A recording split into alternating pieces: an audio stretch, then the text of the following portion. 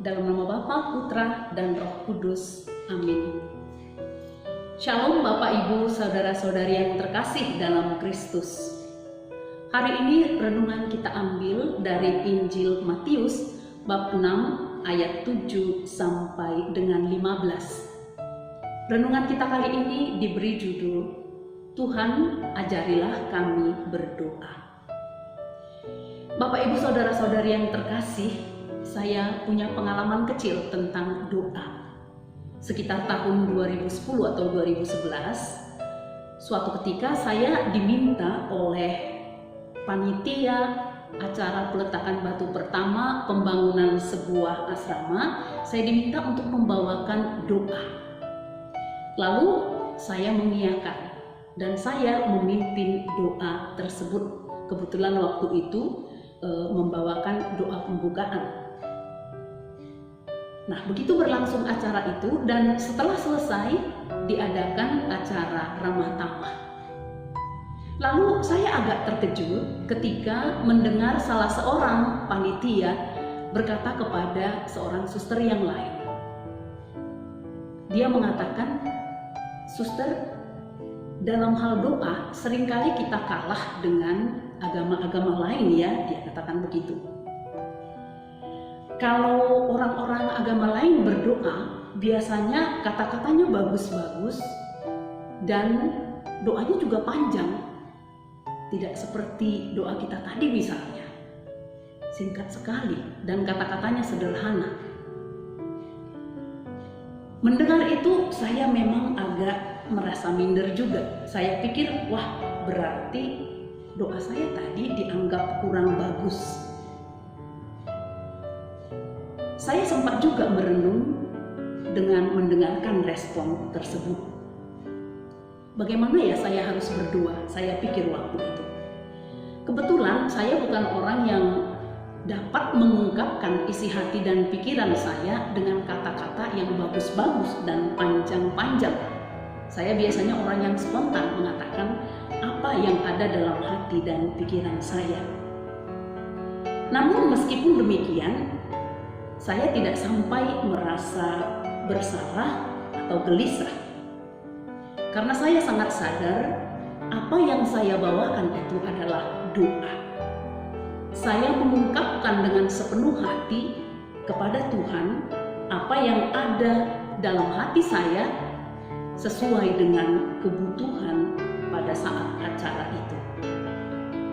Dan saya tahu bahwa Tuhan tahu apa yang menjadi kebutuhan saya dan kebutuhan orang-orang pada saat itu. Tidak perlu memohonkannya dengan kata-kata yang panjang-panjang dan muluk-muluk.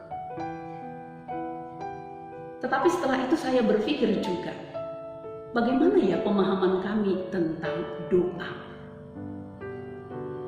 Bapak Ibu saudara-saudari yang terkasih, hari ini Yesus mengajarkan para muridnya, mengajarkan kepada kita juga bagaimana seharusnya kita berdoa. Sebelum Yesus mengajarkan bagaimana seharusnya kita berdoa, dia memulainya dengan kata-kata, "Dalam doamu, janganlah kamu bertele-tele seperti orang yang tidak mengenal Allah, yang merasa doa yang kata-katanya banyak yang akan dikabulkan." Setelah mengatakan itu, barulah Yesus memberi contoh doa yang benar yang sekarang kita kenal sebagai doa Bapa Kami. Kalau kita perhatikan, doa Bapa Kami ini dibagi atas dua bagian besar. Bagian yang pertama itu ditujukan kepada Allah. Kalau kita perhatikan, yang pertama itu kita memanggil dan memuliakan nama Allah yang ada di surga.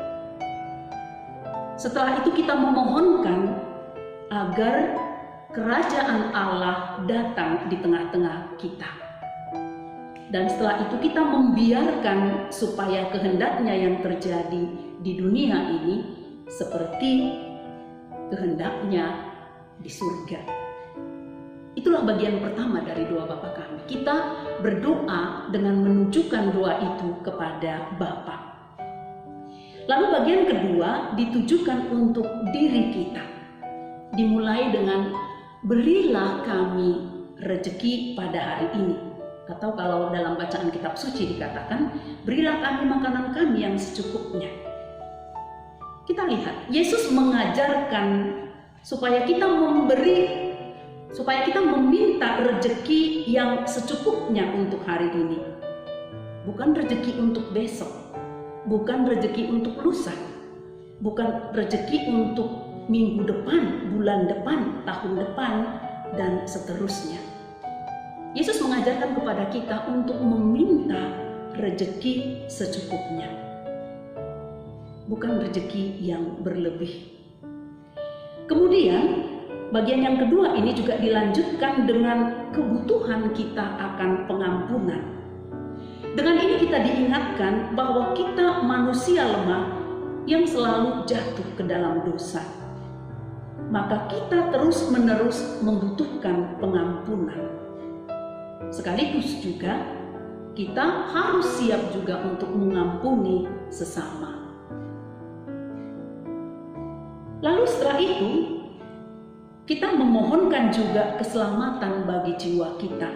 Janganlah masukkan kami ke dalam pencobaan, tetapi bebaskanlah kami dari yang jahat. Itulah semua unsur-unsur yang terdapat dalam doa Bapa kami yang diajarkan oleh Yesus. Bapak, Ibu, Saudara-saudari yang terkasih, dengan melihat doa Bapa kami ini, mungkin kita perlu sekarang melihat bagaimana doa-doa yang biasa kita panjatkan. Mungkin pertama kita bertanya, biasanya berapa kali kita berdoa dalam satu hari? Satu kali saja, 2, 3, atau lebih? Atau kita tidak setiap hari berdoa, hanya sesekali saat butuh? Lalu apa yang kita ungkapkan dalam doa-doa kita biasanya? Apakah hanya permohonan? Tuhan, berilah saya ini, berilah kami ini, berilah kami itu, ini, itu, dan seterusnya. Seolah-olah kita menjadikan Tuhan sebagai sinterklas pemberi hadiah, atau mungkin penjaga gudang yang menyimpan segala kebutuhan kita, sehingga ketika kita meminta, kita berharap Dia langsung mengambil apa kebutuhan kita dan memberikan kepada kita. Apakah kita berdoa dengan cara itu, hanya meminta dan meminta?